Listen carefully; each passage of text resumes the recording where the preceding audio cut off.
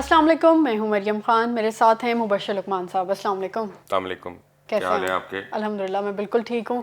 اور کل ہم بات کر رہے تھے نواز شریف کی، تو آج جو ہے وفاقی حکومت نے نواز شریف کی واپسی کا جو ہے قانونی راستہ اپنانے کا اعلان کیا ہے، اور اس حوالے سے برطانوی حکومت سے رابطہ کیا جائے گا اور ان کی میڈیکل رپورٹس کی بھی تحقیقات ہوگی۔ میڈیکل رپورٹس کی تحقیقات اگر ہوگی تو پہلے عثمان بزدار اندر جانا چاہیے، پھر یاسمین راشد کو اندر جانا چاہیے، پھر اور وہ بھی سارے لوگ جنہوں نے ان ہاتھوں میں پلے کیا، اور وہ ہسپتال کے ڈاکٹرز وغیرہ، یہ وہ جو میڈیکل بورڈ ہے وہ سارے اس میں آئیں گے۔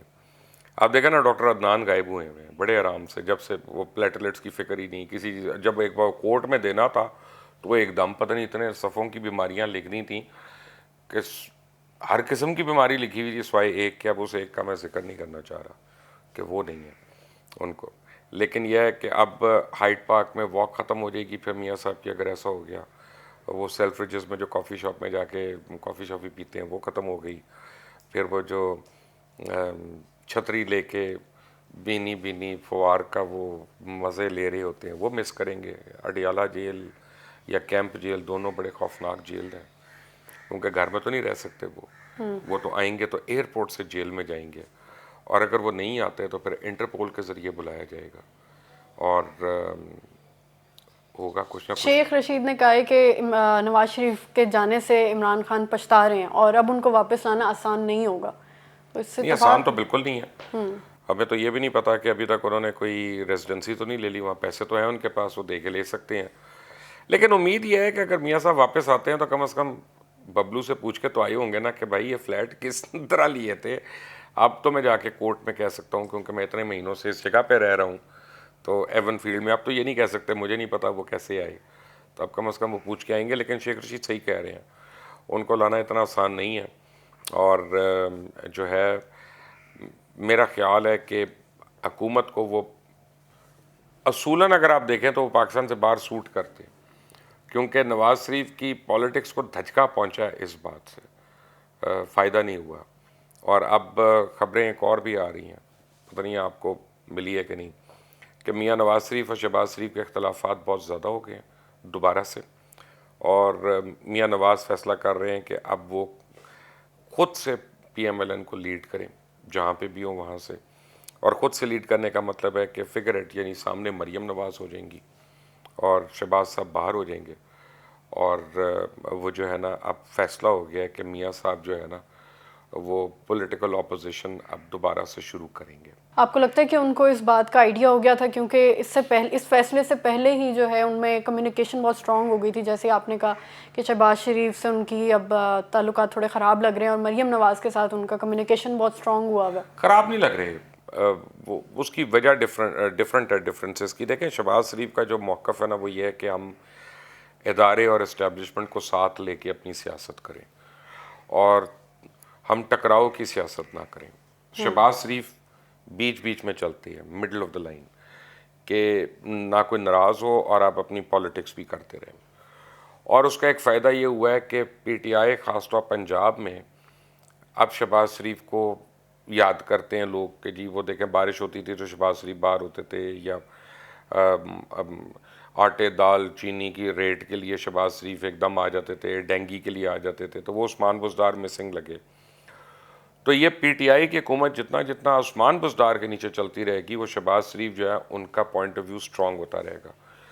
نواز شریف جو ہے وہ ان کی پورا سیاسی کریئر جو ہے وہ کانفرنٹیشن کا ہے، کہ جب وہ وزیر اعلیٰ پنجاب تھے تو انہوں نے بے نظیر کو کنفرنٹ کیا جو وفاق میں تھی، جب وہ وزیر اعظم تھے تو انہوں نے فوج کو کنفرنٹ کیا، تو اور بار بار کیا، تو وہ کنفرنٹیشن پہ ہمیشہ چلتے ہیں۔ جب انہوں نے میثاق جمہوریت کیا تو وہ ڈاؤن چلے گئے، کیونکہ کسی کے ساتھ مل کر تو چلنے والی ان کی طبیعت ہے نہیں، تو وہ شائن کرتے ہیں کانفرنٹیشن میں۔ شہباز شریف چاہ رہے ہیں کہ ہم آہنگی رہے، تو دونوں میں ایک بڑا کلیش ہے، آبجیکٹو کا تو نہیں کلیش، میکینکس کا ہے کہ کرنا کیسے ہے۔ بالکل ٹھیک ہے. ایک بہت اچھی خبر ہے, وفاقی وزیر حماد اظہر سے جو ہے سیمسنگ کے سی او اور مینیجنگ ڈائریکٹر کی میٹنگ ہوئی ہے, اور ان کا کہنا ہے کہ سیمسنگ پاکستان جو ہے وہ حکومت کی پالیسیوں کو انہوں نے بہت سراہا ہے, اور وہ پاکستان میں اسمارٹ فون پلانٹ لگانے کا سوچ رہے ہیں. تو اچھی بات ہے, بس اللہ کرے کہ سیمسنگ کے سی او کو یہاں کو اسپیشل اسسٹنٹ نہ بنوا دیں ہم.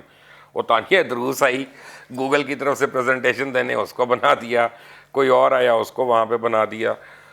بس اللہ کرے کہ وہ بس انویسٹمنٹ ہی کریں. لیکن سیمسنگ کو ایک بات سمجھ آ گئی ہے کہ پاکستان میں چائنا بڑی تیزی سے آ رہا ہے, اور اس کا مطلب ہے کہ ہواوے جو ہے وہ یہاں پہ چھائے گا, اور اسپیشلی 5G جب آتا ہے. تو اگر سیمسنگ پاکستان میں اسمبل ہوتا ہے اور بنتا ہے تو وہ اس کی پہنچ عام آدمی تک رہے گی. اور ابھی جو سیمسنگ 1.5 لاکھ, 1.25 لاکھ یا 2 لاکھ کا ہے, وہ آدھی سے زیادہ کم, اس کی قیمت کم ہو جائے گی. تو اس کا فائدہ پھر یہ ہے کہ سیمسنگ مارکیٹ میں رہے گا, مارکیٹ سے آؤٹ نہیں ہوگا. تو اٹس اے اسمارٹ موو, پاکستانیوں کو بھی فائدہ ہے اور سیمسنگ کو بھی فائدہ ہے. اور اس سے اور برانڈز بھی ہو سکتا ہے کہ آئیں اس پاکستان سے میں. ہوگا, بالکل آئیں گے. اور اس سے ایک اور چیز ہوگی, اس سے جابز بڑی کریٹ ہوں گی. دیکھیں نا, جب ایک پلانٹ لگتا ہے تو اس میں ہزاروں جابز کریٹ ہوتی ہیں, اس کے وینڈرز کریٹ ہوتے ہیں, وینڈرز کے یہاں جابز کریٹ ہوتی ہیں, اس کے سپلائرز کریٹ ہوتے ہیں. کوریئر تو استعمال کریں گے, کوئی رینٹ کار استعمال کریں گے, کوئی اور چیزیں استعمال کریں گے, کیفیٹیریا بھی لگائیں گے, تو ہر طرح کی جابز پھر کریٹ ہوتی ہیں. پاکستان کی معروف اداکارہ عتیقہ اوڈو 9 سال بعد شراب برآمدگی سے متعلق کیس میں باعزت بری ہو گئی ہیں, اور انہوں نے کہا کہ 9 سال اذیت ناک تھے, 100 بار عدالت گئی تو ان کو انصاف ملنے میں 9 سال لگ گئے. اور ایک رپورٹ آئی ہے جس کے مطابق 2 ملین سے اوپر کیسز ہیں جو کہ پینڈنگ ہیں ابھی تک. دیکھیں, یہ ایک ہمارا بڑا ایک کویشچن مارک ہے, اور کہ ہمارے یہاں ججز کی تعداد بہت کم ہے, اور ہر لیول پہ, صرف سپریم کورٹ میں نہیں, ہائی کورٹ میں بھی, لوور کورٹس میں خاص طور پہ, اور ہماری جوڈیشری پہ بہت لوڈ ہے. تو اب یہ ہے کہ اب ہمیں کوئی نہ کوئی میکنزم بنانا پڑے گا کہ ہم مزید کورٹس کریٹ کریں اور مزید ججز کریٹ کریں تاکہ یہ پینڈنگ کام ہو سکے. اب اس میں ہوتا کیا ہے کہ جب ایک جج زیادہ کیسز ہر دن بھگتانے کی کوشش کرتے ہیں تو کہتے ہیں جسٹس ہیریڈ از جسٹس بیریڈ. تو اسی طرح justice delayed is justice denied basically. تو دونوں صورتوں میں نقصان ہے, اس لیے ہمیں اپنے کورٹس اور ججز کی تعداد بڑھانی پڑے گی. جہاں تک عتیقہ اوڈو کا تعلق ہے, تو یہ بڑی ایک افسوسناک بات ہے کہ عتیقہ اوڈو کو لگتا یہ ہے کہ افتخار چودھری نے کسی پرسنل ریزن کی وجہ سے وہ سو موٹو لیا تھا اور اپنے سامنے بلانے کا ان کو شوق تھا. عتیقہ اوڈو بہرحال ایک بڑا نام ہے, اور مجھے یاد ہے اس وقت میری اس زمانے میں بھی ان سے بات ہوئی تھی جب یہ کیس ہوا تھا. تو وہ کیس بڑا سمپل تھا کہ وہ کسی وفد کے ساتھ گئی تھیں, کوئی یہ سینٹرل ایشین ریپبلکس یا رشیا, ان جگہوں پہ پورا وفد تھا پاکستان کا. اچھا, انہوں نے سارے وفد کو نا ہر ایک کو گفٹ پیکس دے دیے. وہ گفٹ پیک جو تھا اس میں منییچر باٹلز تھیں, وہ اتنی جو ہوتی ہیں, اور عتیقہ کے بقول انہوں نے گفٹ پیک کھولا ہی نہیں, اور ان کے سوٹ کیس میں وہ پڑا رہا, اور باقیوں نے کھول لیے تو انہوں نے پہلے ہی اس کو کھڈے لائن لگا دیا. اب جب وہ ایئرپورٹ پہ اسکرین ہوا تو سب سے پہلے امیجیٹلی, یعنی ان کا شراب ایکچولی وہ ٹیکنیکلی تو صحیح ہے کہ شراب تھی, لیکن شراب تھی بھی نہیں, کیونکہ وہ منییچر بوٹل اگر اتنی بڑی کوئی بوٹل ہے اور گفٹ پیک, اور بتا رہی ہیں کہ یار یہ اس کے اوپر اسٹکر لگا ہوا ہے, وہ لگا ہوا ہے کہ یہ فلاں اسے گفٹ ہے, میں نے کھولا ہی نہیں, میں نے دیکھا ہی نہیں, تو مجھے نہیں پتا وہ ان کے اوپر. لیکن وہ جو اہلکار جنہوں نے کیا تھا, انہوں نے فوراً وہ خبر نکال کے اپنے ایک فیوریٹ نیوز چینل کو دے دی, اور اس نیوز چینل نے پھٹے چلانے شروع کر دیے. وہ پھٹے چلے ہیں تو افتخار چودھری صاحب کی آنکھوں میں چمک آئی ہے, انہوں نے کہا بلاؤ جی عتیقہ اوڈو کو سامنے. یہ کیس تھا بیسیکلی. بہرحال شکر ہے, justice has prevailed. I hope کہ عتیقہ کی مزری جو ہے وہ کم ہو جائے گی. اس سال سنا ہے کہ 6 لیفٹیننٹ جنرل جو ہیں وہ ریٹائر ہو رہے ہیں, تو آپ بتائیں گے وہ کون سے ہیں؟ ہاں, یہ روٹین کی بات ہے, جنرلز بنتے بھی ہیں اور جنرلز ریٹائر بھی ہوتے ہیں. Corps commander Karachi lieutenant general Humayun Aziz جو ہیں وہ بھی 22 دسمبر کو ریٹائر ہو رہے ہیں. 22 دسمبر کو ایکچولی ہو رہے ہیں کافی retire. Commander Pakistan army strategic command جو ہیں سیکنڈ کور ملتان کے لیفٹیننٹ جنرل محمد نعیم اشرف, وہ ریٹائر ہو رہے ہیں. ہمارے فیوریٹ وہ جو ہے نا جی جنرل محمد افضل NDMA کے جو ہیڈ ہیں وہ ریٹائر ہو رہے ہیں، اور شکر ہے کہ وہ ریٹائر ہو رہے ہیں. اور اس کے بعد inspector general training and evaluation جو ہیں GHQ راولپنڈی کے لیفٹنٹ جنرل شیر افغان وہ ریٹائر ہو رہے ہیں. Commander army strategic forces command جو ہیں راولپنڈی کے جنرل قاضی محمد اکرام احمد وہ ریٹائر ہو رہے ہیں. اور chairman Pakistan ordnance factory POF واہ کے جو ہیں لیفٹنٹ جنرل بلال اکبر وہ بھی ریٹائر ہو رہے ہیں. اور وہ کوئی جنرل نہیں ریٹائر ہو رہا کہ جس سے اپوزیشن کو امید ہوتی کہ شاید ہمیں فائدہ ہو، لیکن نہیں، وہ وہیں پہ ہیں. بالکل ٹھیک ہے. ترکی میں طیب اردگان نے آیا صوفیہ کو کنورٹ کیا، اس کے بعد جو ہے اب انہوں نے کاریا گرجا گھر میوزیم کو بھی مسجد میں کنورٹ کرنے کا حکم دے دیا ہے، اور اس پر بہت ہی ملا جلا رد عمل آ رہا ہے. کچھ لوگ انہیں امت مسلمہ کا لیڈر کہہ رہے ہیں، اور کچھ لوگ اس کو تنقید کر رہے ہیں کہ یہ ایک اسلام پر انسلٹ ہے، کیونکہ اگر یورپ میں بھی اسی طرح مسجدوں کو کنورٹ کر دیں تو ہمیں کیسا لگے گا؟ دیکھیں یہ بڑا دکھ والی بات ہے، اور اس پہ آدمی کو بات کرتے ہوئے بھی خیال ہوتا ہے، کیونکہ آپ کو پتہ ہے اس پہ ری ایکشن کیا ہونا ہے. ایک پاپولر ری ایکشن جو ہے نا وہ انہوں نے فوراً کنڈیم کرنا ہے اس بات کو. لیکن یہ جو پرٹیکولر ہے نا مسجد جو بن رہی ہے، اس کا بیک گراؤنڈ جو ہے نا یہ اوریجنلی کلیسا تھا، یہ اوریجنلی مسجد نہیں تھی. یا آیا صوفیہ میں تو یہ تھا کہ انہوں نے کلیسا بیچا تھا اپنا اور اس کے عوض رقم لی تھی، تو وہ ایک ڈفرینٹ سیناریو تھا. اب یہ جب آپ کریں گے تو آپ بہت زیادہ لوگوں کے احساسات کو مجروح کرتے ہیں. آج بھی امریکہ کے اندر بہت سے چرچز ہیں جن کو کرائے پہ لے کے بہت سے مسلمان جو ہیں عید کی نمازیں پڑھتے ہیں، جمعے کی نمازیں پڑھتے ہیں. یورپ میں بھی ایسا ہوتا رہا، اور اس کے بعد وہ ہمیں جگہیں دیتے رہے. پورے یورپ میں ہماری کتنی خوبصورت مساجد ہیں، پورے امریکہ میں ہماری کتنی بڑی بڑی عبادت گاہیں ہیں، آسٹریلیا میں ہیں، نیوزی لینڈ میں ہیں، افریقہ میں ہیں، ہر جگہ پہ جہاں مسلمان ہیں الحمدللہ وہاں پہ مسجد ہے. تو جب ہم اس طرح کرتے ہیں تو ہم ایک عجیب ایجنڈا اپنا سامنے لے کے آ رہے ہیں. اس سے ہم باقی تمام مسلمانوں کو ہم بیک فٹ پہ کر دیتے ہیں جو غیر اسلامی ممالک میں ہیں. میرا نہیں خیال کہ طیب اردگان کو یہ کرنا چاہیے. ان کو وہ کر لیں گے،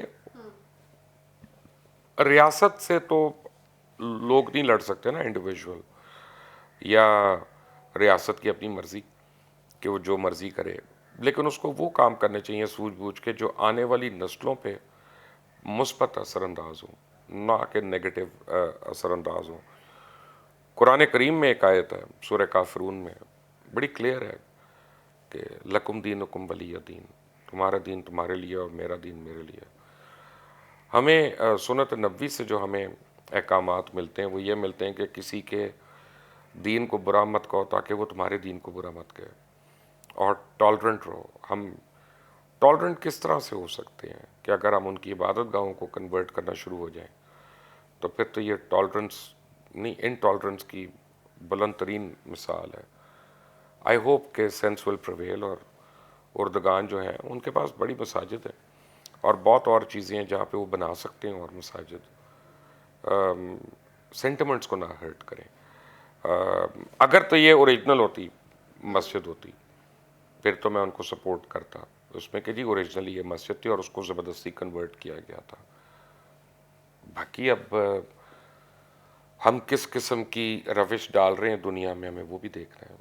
لیکن جیسے لوگوں کا انڈیویجولی تو اس پہ ری ایکشن آ رہا ہے، لیکن آپ کو لگتا ہے کہ کسی اور ریاست کا بھی اس پہ کوئی ری ایکشن میرا نہیں آئے گا؟ خیال کہ ریاست کا کام نہیں ہے دوسری ریاست کے اندرونی معاملات میں دخل اندازی کرنا. ویٹیکن کرے گا، ویٹیکن انوالو ہوگا، یا کوئی اٹلی ہو سکتا ہے، یا کوئی وہ ممالک جن سے جو کرسچینٹی کو اپنے کندھوں پہ اٹھا کے چلتے ہیں وہ تو ہو سکتے ہیں. لیکن جنرلی لوگ اس کو کامنٹ نہیں کرنا چاہیں گے، کیونکہ آئیدر وے یہ ایک ڈبل ایج سورڈ ہے. جو میں نے کہا لوگ اس پہ مجھے برا بھی کہہ سکتے ہیں، لیکن یہ تو سچ ہے نا. تو سر آپ کا بہت بہت شکریہ.